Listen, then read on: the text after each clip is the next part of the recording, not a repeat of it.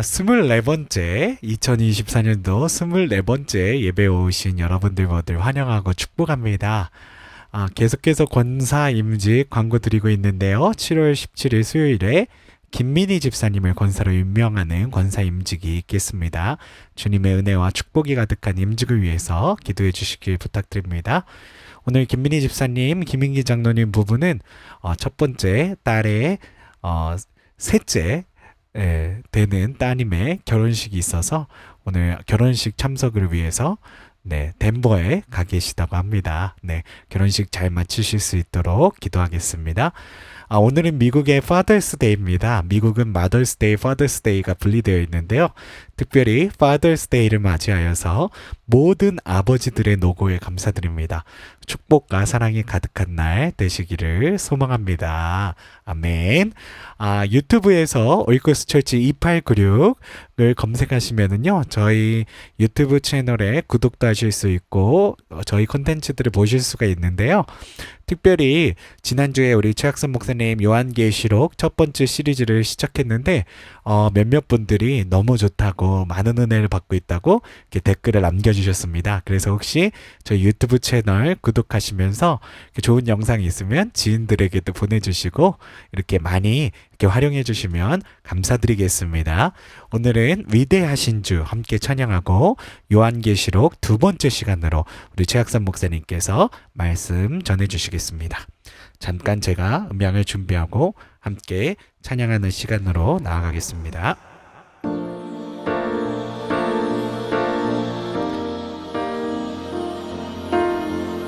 이 시간 우리가 함께 위대하신 하나님을 찬양하며 나아갈 수 있게 되어지길 소원합니다. 빛나는 왕의 왕, 영광의 주님, 온 땅 기뻐하라, 온 땅 기뻐하라. 광채의 옷 입고 어둠을 물리쳐 저 원수는 떠내, 저 원수는 떠내. 위대하신 주 찬양의 위대하신 주 모두 알게 되리라.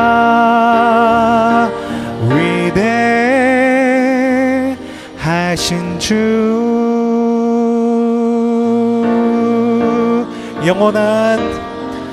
영원한 주의 주,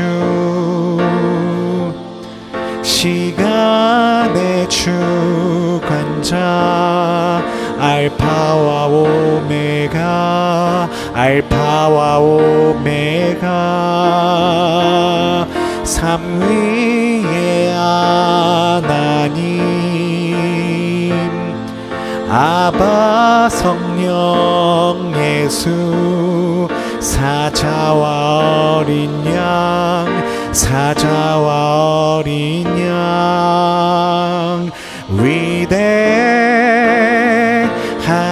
주 찬양의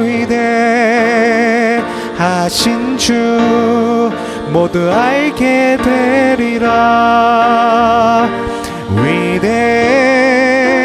위대하신 주 모든 이름 위에, 모든 이름 위에 뛰어나신 이름 다 찬양해. 위대하신 주 한 번 더, 모든 이름 위에, 모든 이름 위에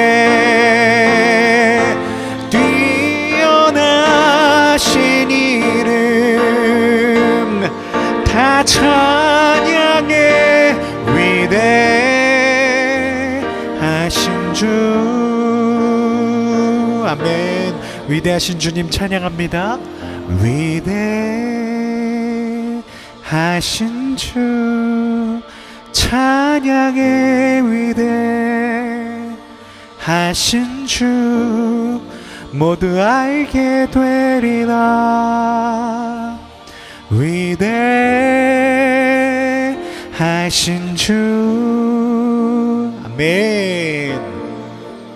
이 시간 우리가 함께 기도할 때 알파와 오메가가 되시며 위대하신 우리 주 하나님을 우리들이 높이며, 또 오늘 요한계시록 말씀을 통해서 또 우리 가운데 하나님의 나라와 그 영광에 대해서 말씀 전하실 우리 최학선 목사님을 위해서 그 말씀 가운데 주님의 은혜가 가득하게 해달라고 우리 함께 알파와 오메가 되신 하나님을 높이고, 또 오늘 말씀 전하실 우리 최학선 목사님을 위해서 함께 기도하며 나아가겠습니다. 함께 기도하겠습니다.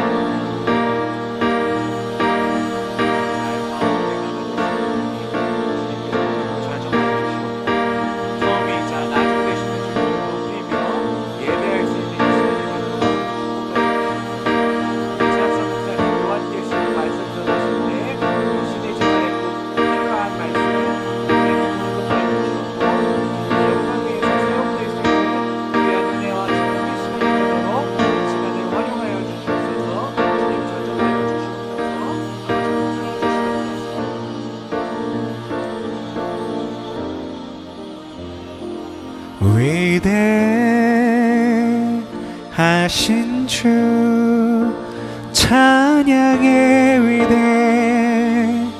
위대하신 주 모두 알게 되리라.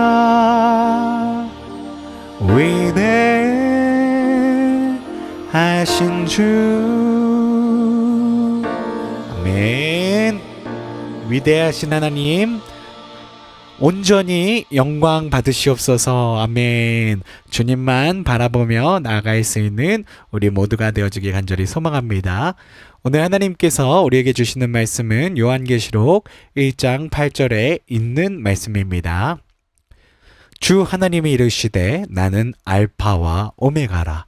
이제도 있고 전에도 있었고 장차 올 자요 전능한 자라 하시더라. 아멘. 오늘 요한계시록 두 번째 시간으로 우리 최학선 목사님 말씀 전하실 때 큰 은혜 받으시길 간절히 소망합니다. 한 주일 동안 안녕하셨습니까?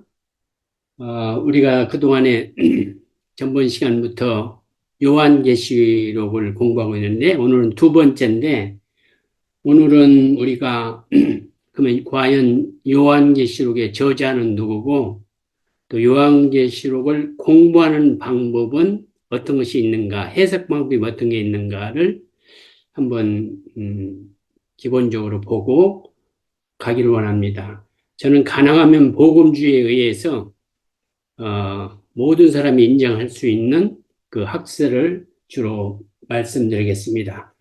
우리가 갖고 있는 이 성경은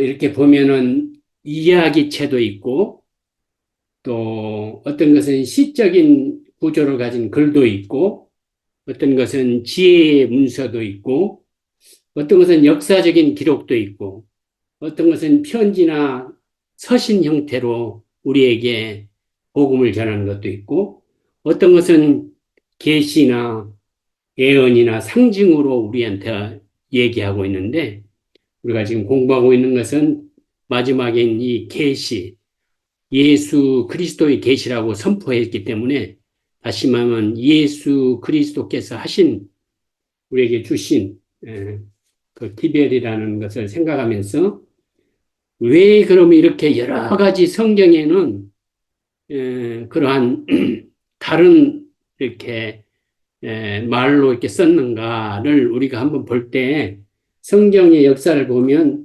하나님의 그 영감을 받은 그 저자들이 있는데요. 그 저자들을 그냥 이렇게 하나님의 뜻, 방법대로 그냥 원하는 대로 이렇게 움직여서 하는 것이 아니고, 그 저자들의 개성과 독특한 이성이나 어떤 그런 그 자기가 자라는 어떤 습성이나 이런 모든 것들을 이용해서 그대로 사용하셔서 기록했기 때문에 어느 분은 역사적으로 이렇게 잘 정리를 해놓고 어떤 분은 시적으로 어떤 분은 정말 지혜적인 그 문서로서 어떤 분은 편지 형태로 이렇게 썼다는 거죠. 그래서 이 성경은 한 사람이 쓴 것이 아니고 약 40명이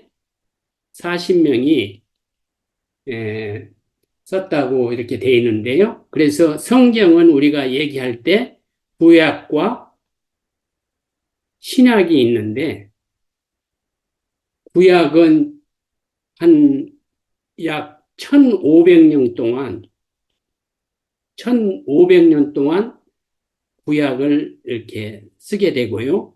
신학은 약 100년, 약 100년. 그래서 토탈 1600년 정도를 걸쳐서 이 신학이, 이 성경이 완성이 되는데,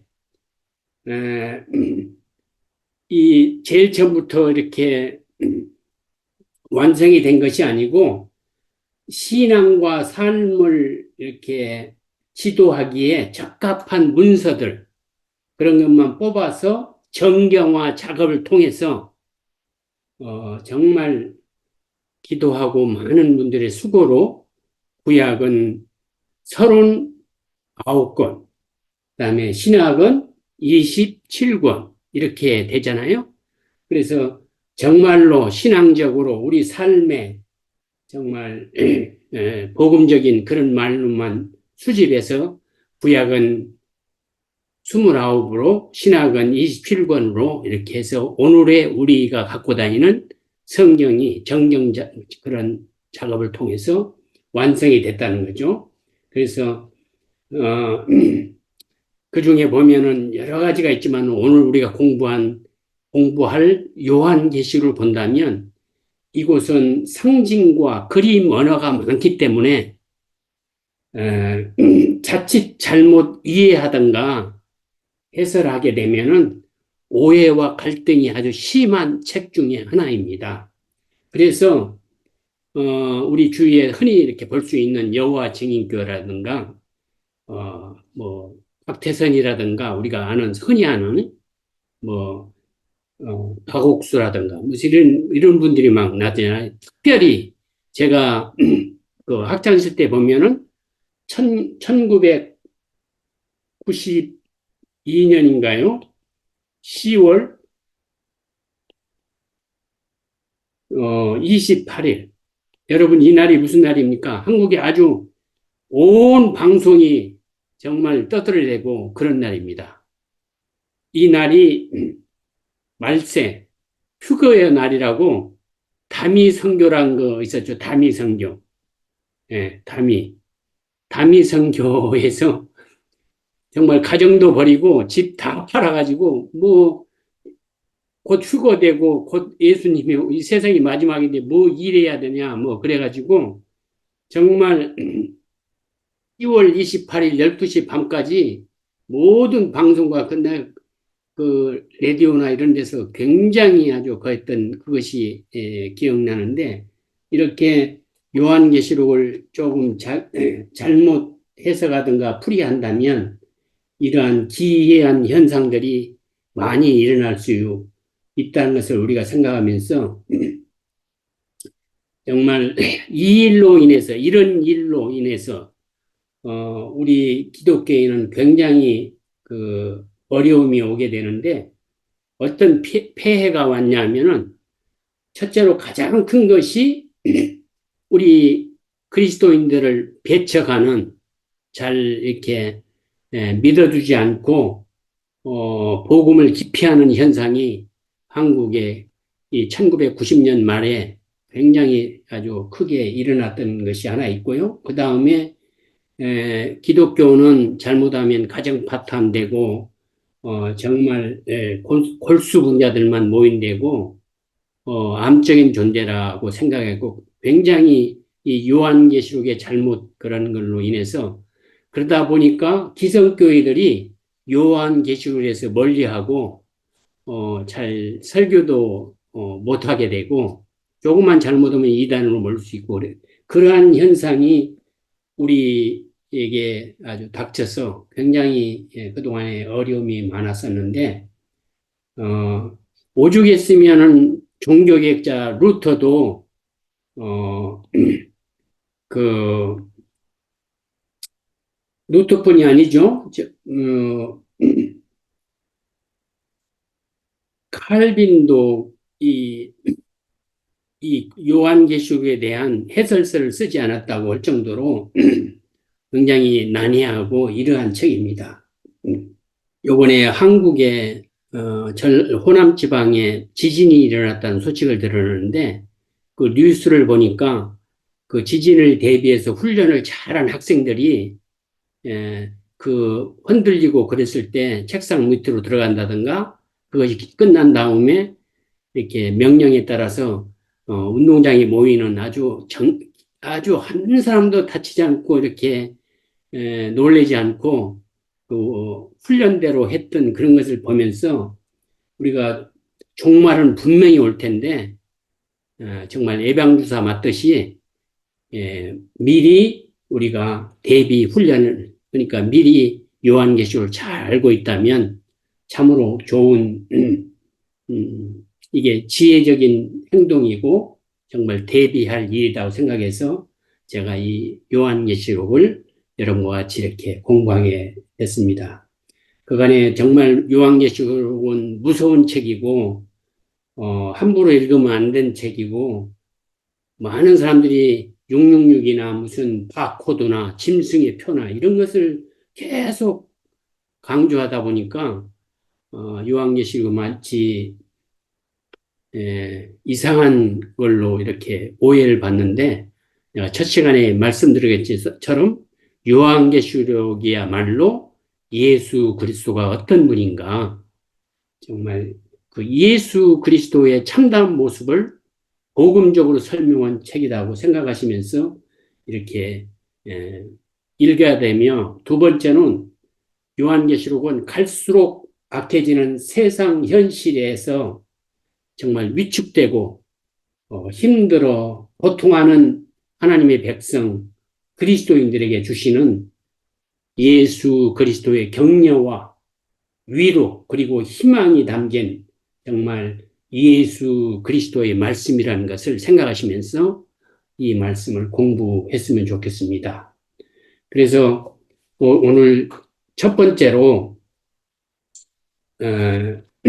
저자가 누군가 우리가 저자를 한번 요한계시록의 저자를 한번 생각해 봐야 되는데 저자를 생각할 때 두 가지의 지금 큰 줄거리가 있는데 하나는 우리가 잘 아는 것처럼 기성 많은 사람들이 계속 아는 것처럼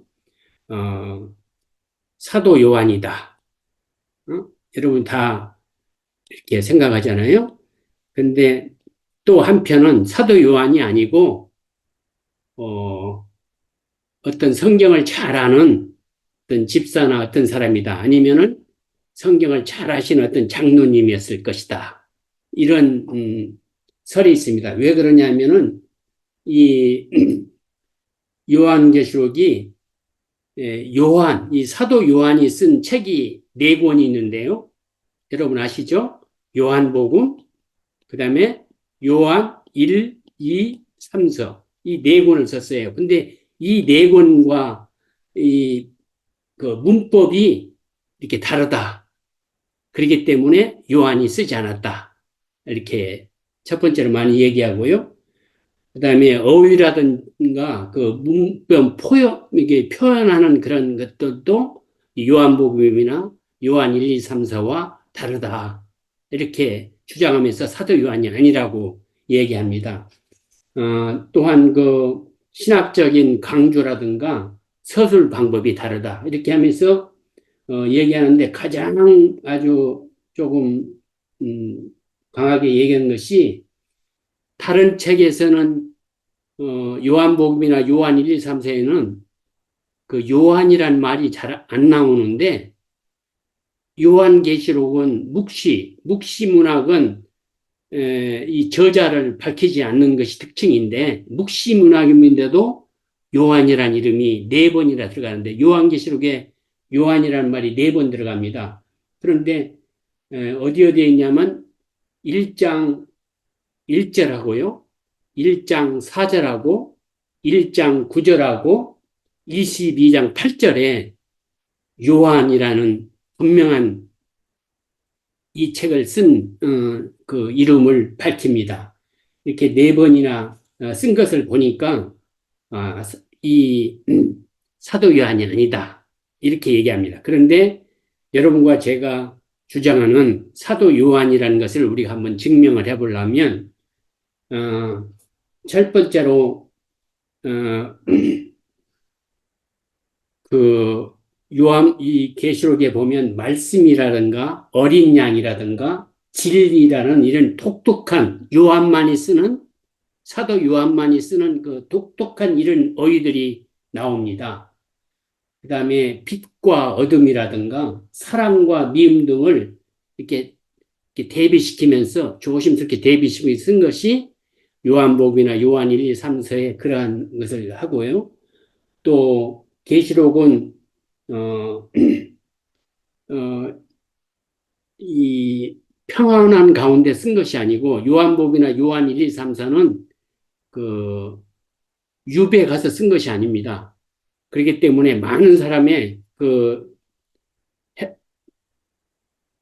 헬라어를 아는 그런 조력자들이 도와줄 것입니다. 그래서 그런데 이 요한계시록은 특별한 환경 속에서 누구 도움도 받지 않고 썼기 때문에 조금 그런 문법적인 그 그런 것이 좀 어수할 수 있다는 것을 우리는 얘기할 수 있고요.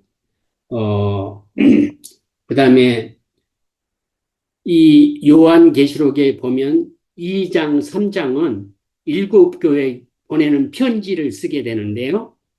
그렇다면은 그 일곱 교회가 잘 아는 어떤 분이 썼기 때문에 받아서 그것을 말씀으로 이렇게 했을 거예요. 그러니까 어, 그 요한이라는 사람은 이 일곱 교회에 이미 잘 알려져 있고 명성이 있고 정말 인정할 만한 그런 분이었어요. 그런데 그동안에 우리가 신학성경을 아무리 봐도 요한만치 그렇게 어, 아시아에 알려진 그런 사람이 특별히 나타나는 것이 없는 걸로 봐서는 우리는 사도 요한이라고 말하고 있으며 아까 네 번 요한이라는 것이 나오는데요. 1장 1절, 그 다음에 4절, 그 다음에 9절, 그 다음에 22장 8절에 이렇게 네 번 요한이 나오는데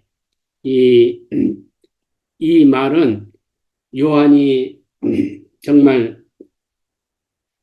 죽으면 죽으리라 생각하고 묵시문학에는 이름을 내지 않는 것이 있지만은 이분이 아주 나이 많이 들어서 이 요한계시록을 썼기 때문에 그 로마의 핍박과 이런 것을 다 그리스도를 위해서 정말 희생하겠다는 그런 각오로 이 요한복음을 쓰지 않았는가. 자기 이름을 걸고 어, 정말 학자들은 자기 이름을 건다는 것이 굉장히 생명과 같은 건데, 그래서 우리는 요한계시록은 사도 요한이 썼다고 믿는 것입니다. 그래서 여러분도 얘기할 때 사도 요한이 썼다고 하면 어떻게 해서 썼는가를 분명히 말할 수 있는 그런 입장이 돼야 된다고 생각합니다. 그래서 여러분은 그 요한에 대해서 어떻게 생각할지 모르지만은 제가 많은 이렇게 서적을 보니까 이 요한은 예수님이 가장 사랑하는 제자 중에 한 명이었어요. 골고다에 올라가시기 직전 기도할 때에도 세 제자를 데리고 가는데 거기에 베드로, 요한, 그다음에 야고보 이렇게 데리고 가잖아요. 그렇게 되고 그 다음에 십자가를 질 때도 가장 가까이 따라갔던 제자 중에 하나입니다. 그걸 어떻게 알 수 있냐면 예수님이 곧 운명하시기 전에 인간적으로 자기를 사랑하고 낳아줬던 어머니가 너무 습한 그 광경을 보고 이 요한에게 자기 어머니를 부탁합니다. 그래서 이 요한이 에, 늦게 예수 그리스도를 위해서 희생하게 되는데요. 그 어머니를 극진히 돌아가실 때까지 봉양하느라고 이 봉사를 못했다는 거예요. 그랬다가 나중에 이분이 그래서 베드로 모든 뭐 거의 다 로마의 그 사형당하는 그런 입장이었는데 요한만이 그때까지도 살아서 늦게 이렇게 그 어머니를 봉양하고 마지막에 나와서 해가지고 이 그 밤무섬에 갔을 때도 상당히 나이가 많은 그런 때에 그래서 늦게 이렇게 시작한 그 복음의 증인으로서 죽으면 죽으리라는 그런 각오로 했다는 그런 제가 문헌을 봤는데요. 그 정도로 이 사도 요한은 어, 가장 늦게까지 살아남아서 요한계시록 가장 마지막 책인 요한계시록을 쓸 수 있는 그런 성품을 가진 그런 분이었습니다. 그래서 우리가 요한계시록의 저자는 사도 요한이라는 것을 믿고 그렇게 주장하는 이것이 굉장히 중요한데 누가 썼냐가 굉장히 중요합니다. 그래서 여러분과 제가 이 저자는 사도 요한이라는 것을 이렇게 생각하시면서 읽으면 조금 굉장히 도움이 되리라고 생각합니다. 그 다음에 계시록의 해석 방법이 있습니다. 이것을 해석하는 방법, 방법이 있는데요. 여러 방법이 있는데 우리는 가능하면은 복음주의적인 그 방법을 써서 해석 방법, 요한계시록 접근 방법, 뭐 여러 가지 말이 있는데 여러분과 저희는 해석 방법으로 한번 통일해서 보죠. 접근 방법도 괜찮습니다. 요한계시록 어떻게 해석하느냐, 어떻게 접근하느냐 이 말입니다. 그래서 이것을 보면은 우리가 복음적으로 생각할 때 첫 번째 한 네 가지가 있는데요. 여러 가지가 있는데 우리가 보통 모든 교회들이 사용하는 것이 첫 번째가 과거적, 과거주의, 과거적 해석입니다. 과거적 해석 방법은, 과거적 해석 방법은 이 요한계시록이 사도 요한 당시에 그러니까 다시 말하면 1세기 그 정황을 맞춰서 이렇게 써진 책이다. 그러니까 지금은 이미 다 이루어진 것이다. 라고 해석하는 것이 과거 해석적인 방법입니다. 그래서 이미 다 이루어졌다고, 요한계시록 다 이루어졌다고 생각하는 것이 과거주의입니다.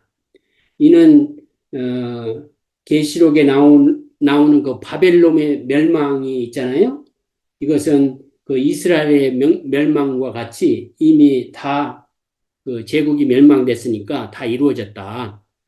이렇게 말합니다. 이것의 강점은 그 당시 원독자, 그 당시의 그 입장에서는 정말로 정확하게 그들의 사정을 잘 써놨기 때문에 너무나 이해할 수 있고 좋았으나 그러나 지금 우리 그 단점이 뭐냐면 1세기가 지난, 지금 2000년이 지난 우리 세대에까지도 이 메시지는,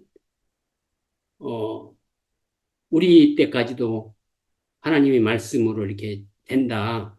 이게, 과거에 1세기 때만의 그런 것을 얘기한 것이 아니라고 하는 것이 단점입니다. 그래서 이 단점은, 모든 해석 방법에 장단점이 있는데 우리가 단점과 장점을 보고 해석을 해야 한다. 근데 두 번째, 그러니까 과거적 해석은 이미 다 이루어졌다. 요한계시록이 그런 말입니다. 그 다음에 두 번째 해석 방법은 과거하고 대치되는 미래적 해석 방법입니다. 미래적 해석 방법. 그러니까 이 과거적 해석 방법과 완전히 대치되게 에, 요한계시록 1장에서 3장만 제외하고 모든 4장부터 22장까지 모두가 미래에 있을 일이다. 지금 일이 아니다라고 이 사람들은 생각하고 있습니다. 그래서 모든 사건들을 이분들은 예를 들어서 그 이 시의 그 유럽 그 공동체에 무슨 사건이 되면 야 말세가 곧 가까이 왔다. 또 뭐 소련이 막 소련이 막 부흥하니까 아 이 소련이 666이 돼갖고 세상을 지배하면서 나중에 그렇게 될 것이다. 이게 소련이 또 망하니까 아닌가? 그래갖고 지금은 중국어를 지금 그렇게 지정하고 말이야. 그러고 있습니다. 또 어떤 분들은, 어, 바코드, 지금 이 바코드를 뭐, 정부에서 얘기하는 거 보니까 말세가 가까운 것 같다. 막 또 이렇게 얘기하고, 911이 터지니까, 이거 정말로, 세상이 이미 말세가 가까웠다.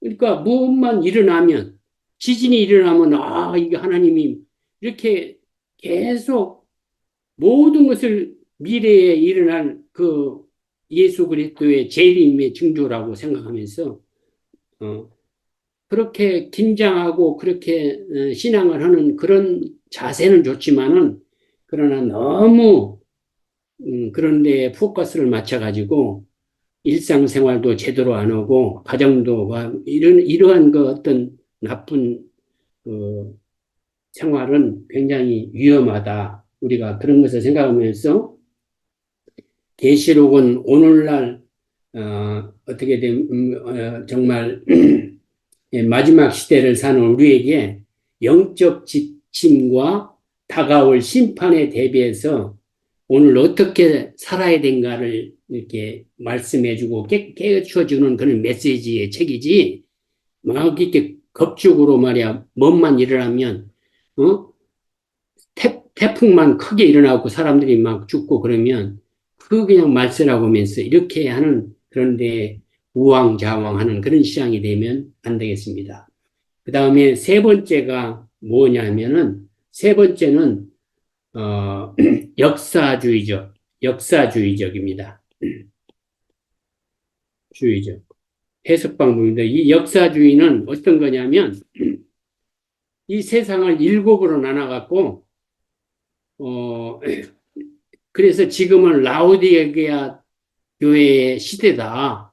뜻든 미진한 그렇게 하면서 모든 것이 일곱으로 나눠갖고 이렇게 하는 습성이 있는데 그 예수 그리스도의 오심을 대략 AD 1년부터 지금까지 이 역사를 일곱으로 나눴고 예수님이 오신 그 당시부터 해서 일곱으로 나눠갖고 이 세상의 모든 것들을 갖다가 거기다 맞추는 거예요. 그러다 보니까 너무 황당한 일이 많이 일어나고, 그 재림이 정말 가까이 온 것처럼 막 이렇게 황당무계한 소리를 하게 되겠는데, 이것도 너무 지나치게 이 하나에만 집중하면 안 되겠다. 그래서 이 역사주의적인 그 해석 방법은 단점이 정말 인간의 순서대로 우리가 생각한 것대로 하나님이 뭐 임하시고 오시고 그러지 않는다. 하나님이 때에 한다. 하나님의 시간표가 있다는 것을 우리가 생각해. 억지로 역사를 그냥 짜 맞춰가지고 시간을 그걸 끌어갖고 와서 이렇게 우리가 거기다 맞춰서 이렇게 하면은 안 된다. 그 다음에 뭐 일곱 인이나 일곱 나팔이나 일곱 대접은 역사 순서가 아니고 그 재앙의 강도를 얘기한 건데 여기는 역사 순서로 이렇게 얘기해 가지고 설명하는데 이런 것들이 조금 우리 믿는 그리스도인들에게 혼란을 준다.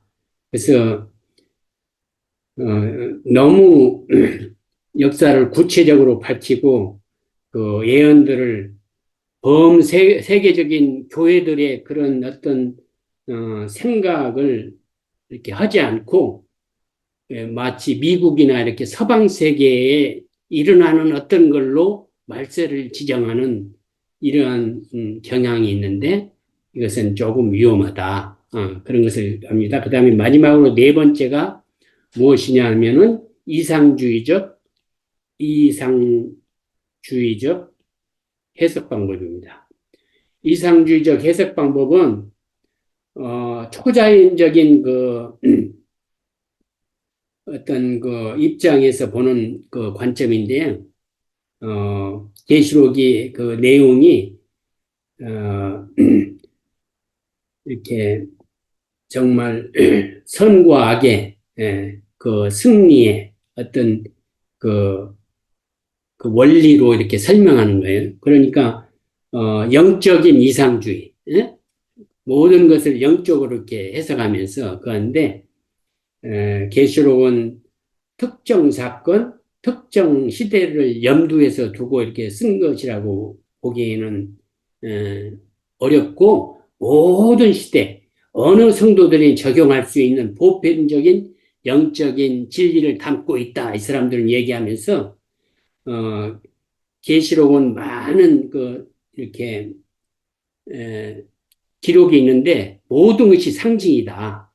하나도 상징이 아닌 것이 없지. 모든 것이 상징이다 봅니다. 그래서 그 말은 절반은 맞죠. 왜냐하면 계시록은 많은 상당히 상징물을 담고 있기는 하지만 전체가 상징은 아닌데 이분들은 모든 것이 상징이다라고 이렇게 얘기하면서 분명히 1세기 때 핍박받는 성도들을 위해서도 썼는데 모든 것이 그냥 복음적으로 이렇게 했다고 이분들은 얘기하기 때문에 이것도 조금 과합니다. 그러면은 우리는 과연 어떤 것을 택해야 되는가는 저와 여러분은 저는 그 절충주의입니다. 이 모든 것의 장점을 절충하는 절충주의. 그러니까 이상의 이 네 가지의 장점들 중 어느 한 가지만 이렇게 절대적으로 옳다고 해석할 수 없고, 각각의 관점들은 모두, 계시록 해석에 있어서 약점과 장점이 있는데요. 그래서 우리가 역사적인 의미도 있고, 종말론적인 의미도 있고, 영적인 의미도 있고, 이 모든 것을 합쳐서 우리가 해석하는 복합적인 의도로 해석하는 것이 좋은 해석이 될 수 있다. 그래서 저는 이 네 가지 지금 주류가 이렇게 돼 있는데 그것만 거하는 것이 아니고 많은 신학자들이나 많은 교회들이 지금 절충주의적 정말 이 장점들을 해석하는 그런 걸로 이렇게 나가는 경향이 있습니다. 왜 그러냐면 예를 들어서 짐승이 나오는데요. 계시록에 짐승이랑 짐승이 나오는데 1세기 성도들에게는 로마가 짐승이었을 거예요. 그러나 1세기 때도 마찬가지지만은 지금이나 앞으로의 우리들에게 짐승은 영적으로 종말론적인 종말에 사는 우리들에게는 짐승이 누구냐 하면 적그리스도예요. 로마는 이미 없어졌으니까. 그러듯이 이렇게 말에 따라서 그 시대와 그 문화와 그 모든 환경과 이런 거에 따라서 이렇게 달라지기 때문에 짐승은 로마다 이렇게만 할 수가 없다. 왜냐하면 우리 세대는 지금 로마가 없기 때문에 우리 세대는 짐승을 뭘로 해석해야 되냐면 적그리스도를 짐승으로 얘기한다. 그러므로 계시록 해석은 한 관점에서 편향하지 않고 계시록 당시 1세기 당시 그 상황, 역사적인 그다음에 유대적인 그 문화적인 그런 습성 이런 거 처지와 형편, 그러니까 그 당시의 정치, 문화, 종교, 사회 등을 다 이렇게 왜 그런 말을 쓰겠는가를 이렇게 이해하면서 계시록을 해석해야 된다. 그것이 굉장히 중요하고요. 제가 가장 이제 이 해석을 정확하게 하는 한 분이 누구냐면 그레고리 빌이라는 분인데 전번에도 제가 강조했지만 이분은 필라델피아에 소재한 웨스트민스터 신학교수 신학학 교수인데요. 성경 신학의 아버지인 길 하더스포드의 전통 정말 그분의 성경 신학 아버지 그 성경 신학의 아버지인데 이분이 그분의 주장을 따라서 이 학설을 피는데요. 이 해설은 어떤 것이냐면 전통 네 가지 방식을 절충한 후속사적 이상주의 해석을 추구하는 분입니다. 그래서 네 가지 방법을 다 같이 묶어서 해석하는 그런 분이다. 그리고 그러니까 이분은 이렇게 주장합니다. 요한 당시의 상황에서 출발하되 그것에 국한되지 않고 예수 그리스도의 초림과 재림 사이, 곧 신학교회 사이의 상황 전체를 다룬다고 봐야 된다. 요한계시록은 따라서 미래주의, 뭐 과거주의, 이상주의, 뭐 교회 역사 해석 종합적으로 절충해서 봐야 된다고 이 그레고리 빌은 얘기하고 있습니다. 그래서 계시록은 결국 위로와 승리의 책으로 새 창조의 완성을 기록한 책이면서 새 창조 속에 이미 들어간 완전한 그리스도의 신부인 교회를 말한다고 우리에게 얘기하고 있습니다. 그런데 교회는 우리가 눈으로 보는 저 교회도 말하지만 우리도 교회라고 그랬잖아요.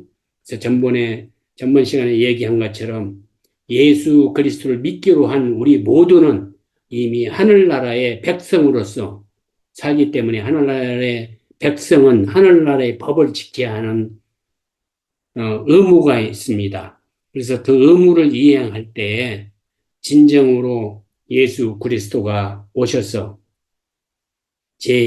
우리들을 정말 천국으로 영원히 눈물이 없는 구수로 데려간다는 그런 이미 사탄과 싸움에서 완전히 승리했다고 말씀드렸잖아요.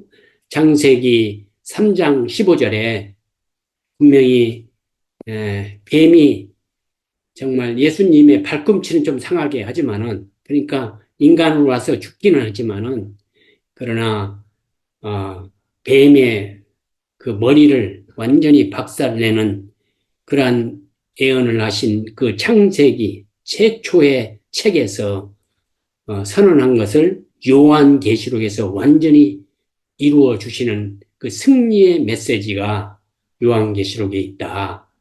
그래서 해석하는 방법이 여러 가지가 있지만 우리는 절충적인 해석으로 모든 장점을 모아서 해석을 한다. 어느 한 곳에 집중하지 않고 그렇게 한다는 것을 여러분이 아시면서 요한계시록을 앞으로 읽어가면 좋겠습니다.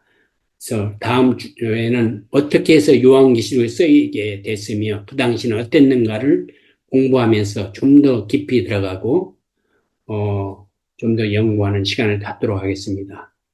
사랑하는 여러분, 정말 집에서 한번 1장을 이렇게 여러분 읽으면서 그 속에서 예수님이 어떻게 표현되고 있는가를 한번 생각해 보시기 바랍니다.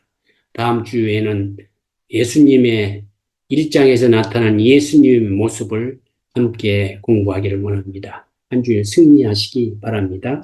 감사합니다. 기도하겠습니다. 사랑해 주님, 오늘 우리 모두에게 주님의 말씀을 주시고 참으로 이 요한계시록 마지막 책을 지혜롭게 잘 공부할 수 있도록 도와주셔서 감사합니다. 성령을 보내시고 모든 분들의 마음속에 주님을 사랑하며 정말 이 마지막 때 주님께 영광을 돌리는 우리 모두가 되게 도와주시옵소서. 또한 기도하는 모든 것들이 주님의 이름으로 협력하여 이루어 주셔서 주님이 살아계시고 우리 기도를 들어주시고 우리의 모든 것을 주장한다는 것을 믿고 살 수 있는 믿음의 사람들이 되게 도와주시옵소서. 이제는 이제도 계시고 전에도 계시고 장차 오실 알파와 오메가 되신 아버지 하나님의 성호와 예수 그리스도의 이름과 성령 하나님 아버지의 이름으로 실시간 예배와 유튜브나 녹화된 영상을 통해서 참여한 당신의 사랑하는 아들과 딸들 머리 위에 하늘의 축복과 인도하심이 예수 그리스도의 재림의 그날까지 함께하여 주옵기를 간절히 축원하옵나이다. 아멘.